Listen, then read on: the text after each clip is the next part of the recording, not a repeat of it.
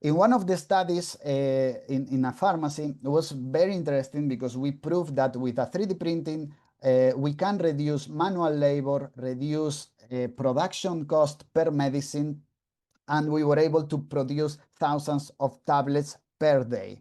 In the video, you can see how the process is. You select pharma ink, you scan it, you put it in the printer, you select the doses that you want to print, it prints directly into the blisters.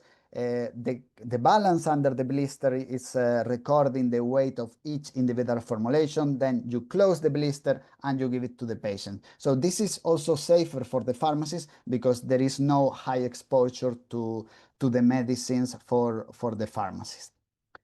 How is the process? Well, if we cannot buy a pharma ink, we need to wait excipients and drugs following a SOP, a protocol that is in the software. We put that in a syringe, we melt all the materials in the syringe, then we select the syringe, we put it inside the printer, we select what we are going to do, 3D printing, capsule filling, blister filling, the doses that we are going to print. We need to enter our code, and then we print. We print and record the doses at the same time. Here is with the capsule filling, minoxidil formulations. That is a study that we did in a pharmacy, and we can see how the weights are recorded and how we can get a report with the weight of all the formulations that can be stored.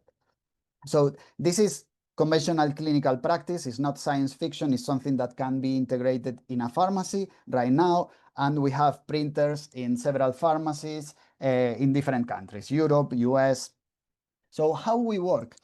We offer the pharmacists the opportunity to select many different materials from many different providers. We don't ask the pharmacists to buy materials from us. Why? Because we are in Spain or in London, or we are in one state in the US, but maybe the best material arrives faster from a company like Specialized RX or PCCA or Medisca or Meta Pharmaceuticals. So you select the materials you want to use, you put them in a container from GACO or un waiter container, you mix everything, put it in a syringe, put it inside the printer and print.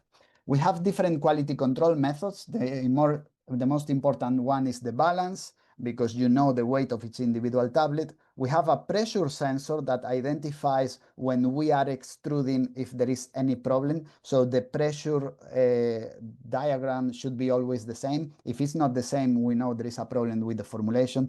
And additionally, we can add NIR, near infrared, to know the concentration of drug inside the formulation. NIR is more research-oriented, and it doesn't work with all the drugs. But with many drugs, NIR can be used.